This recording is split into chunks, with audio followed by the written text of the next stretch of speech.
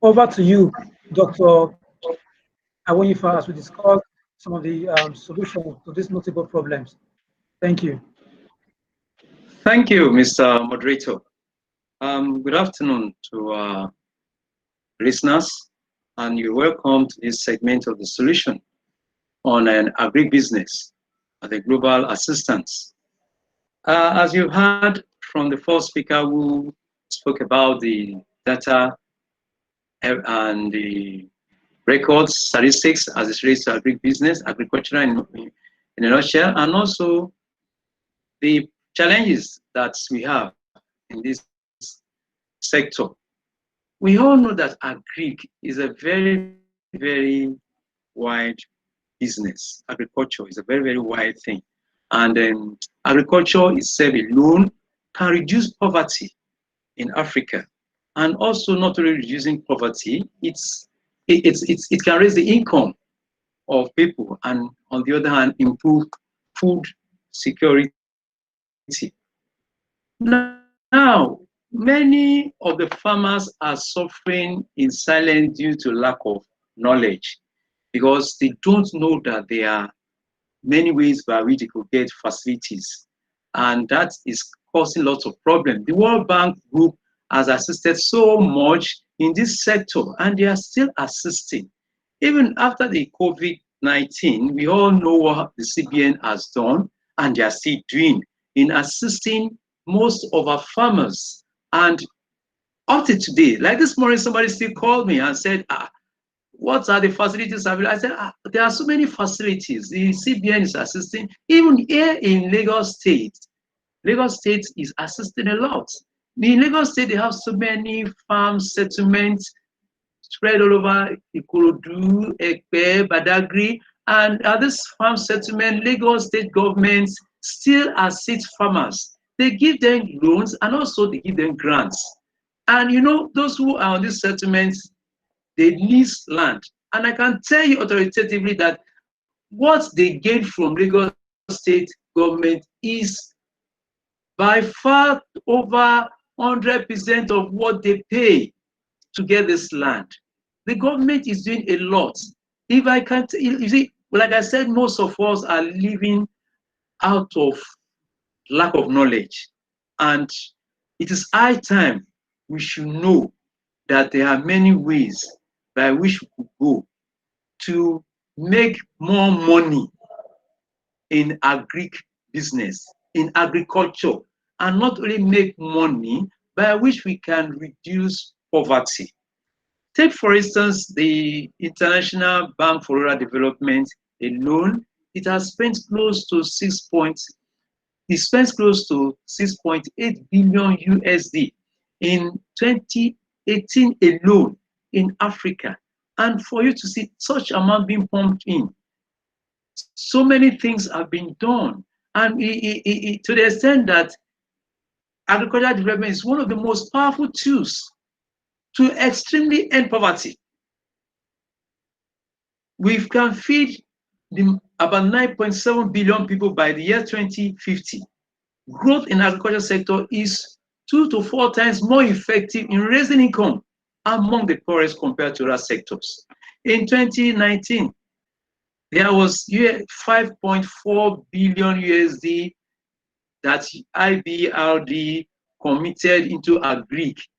And all these projects, it goes up to the extent of irrigation, providing the irrigation system to make, you know, when we talk about the weather during the dry season, if you have irrigation system, it will enhance your production. You don't need to wait for the rainy season. See what is happening now. If you go out, because for the last 2 months there hasn't been rain, all those who deals in plants, all of it, you go to the farms, they are no longer plants because we don't embark on this irrigation system. And despite the finances that are available to our people to embark on this project, we still don't follow it up. And I am appealing to any farmer or anybody interested in farming. Even if you go to the Lagos State Ministry of Agri, they will guide you, they will lead you. If you go to those settlements, in those settlements in Lagos, they have all these ministries officials there, they will tell you what to do. And not only that, they even organize trainings. And these trainings, from these trainings, you'll be able to gain a lot. They will assist you how you could get finances. They will assist you on how you get technical background, technical support, and all sorts, which will be provided by the government and also by so many bodies. We have many bodies that are doing all these facilities. If you look at most of the African countries that have benefited in this World Bank project, take for instance, Burkina Faso. Between 2000 and 2018, they were able to expand their vast land to the extent of 200,000 hectares.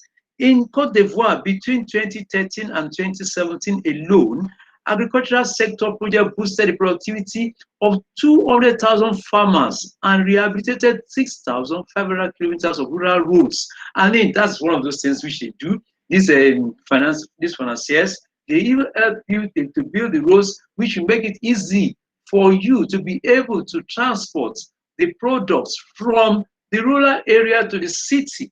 I mean, what you plant, you're not going to eat it. Definitely somebody, I mean, you have to bring it to the city.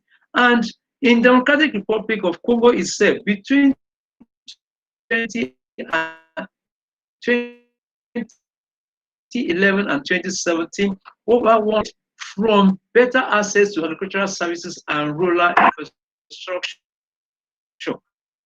And also, if you look at Djibouti, the bank supported the construction of 112 water mobilization units, which improve water access for over 9,000 households. And the bank has helped introduce hydroponic agriculture to many beneficiaries in Democratic Republic of Congo. And then we now go to Ethiopia. The same thing the bank has done to provide social and economic services to the tune of about 4.5 million people.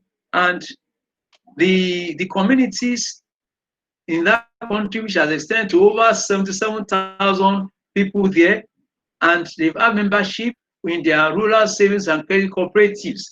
The same thing applies to Rwanda, where the farmers have increased because of international organizations' assistance. The same thing applies to Togo, because in Togo since 2012, the bank has helped farmers improve breeding techniques, allowing 19,332 livestock producers to grow their incomes and raise healthier livestock. The bank also provided planting materials to boost production for 33,000 over farmers. I mean, 10% of such were female who were working on 21,000 hectares of cocoa and hectares of coffee plantation. The same thing applies in Tunisia and also other West African countries. Now, look at it, West African Agricultural Productivity Program, which was held some years ago, and they are still doing it, they are still getting involved in it, involving 13 countries of the West African countries, and they've already partnered with all these countries, and it has helped to increase the production of rice, banana, plantain, and maize. Now, come down to Nigeria. When we talk about the rice, last year when the government stopped the importation of rice, people were shouting this. But I can tell you today that many Nigerians are already making their millions from this rice. Meanwhile, the people from Thailand were making millions from us. Now, Nigerians are now benefiting from it. And we all know what the government has done in the last 1 year. Because remember, the ban of the closure of the border was a year last month, because it was closed last year. And since then, farmers have been making millions. To the extent that recently, one of the rice plantations company advertised for investment, people to come and invest in it. So you can see the extent that farming is going. And that is why I'm saying we should, like one of the others say, shine your eyes. You have to shine your eyes and see, look into this thing. It's a money spinning business. Farming, agriculture is money spinning business. And it extends a lot. As of July 2019, the projects of international communities, the financiers, has helped more than 9.6 million people and over 7.6 million hectares of land in Africa alone. And this thing keep on increasing. And that is why what part are you ready to play? As of today, there are so many organizations. Let me give you you can start seeing the list of some organizations. Agricultural Finance Support Facility. We have the SIGIA, which is Global Agricultural Research. We have Forum for Agricultural Risk Management and Development. We have Global Agricultural and Food Security Program. We have Global Food Safety Partnership. We have Global Donor Platform for Rural Development, the Alliance for Food Fisheries Governance, Global Program on Fisheries, and Agricultural Market Information System. Now, with all these ones, you see, all these organizations, they have representatives in Nigeria, and they are easily accessible. All you need to go to do is just go on their website. They will tell you how you can get facilities. Some of them even have a grant that is given out to people, and we need to. It is high time. We should wake up. Our farmers should wake up. And those of us in the rural area that we still have people in the those of us in the urban area that still have people in the rural area, we should try to encourage them. Let's encourage our people in the rural area, and let's try to educate them. We should educate them that, look, there are so many facilities that could assist you to enhance your production, and you will make more money. Agri is no longer poverty business. Agri is big money, big money. When I say big money, you know what it means.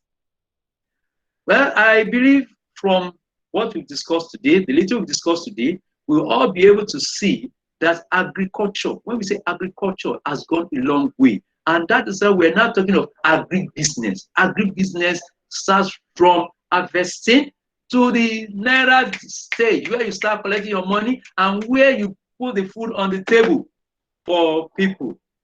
Mr. Moderator and other panelists, and also those listening, I want to thank you all for giving us this opportunity to share your time. Thank you. Over to the moderator. All right. Thank you very much, Dr. Awoyinfa.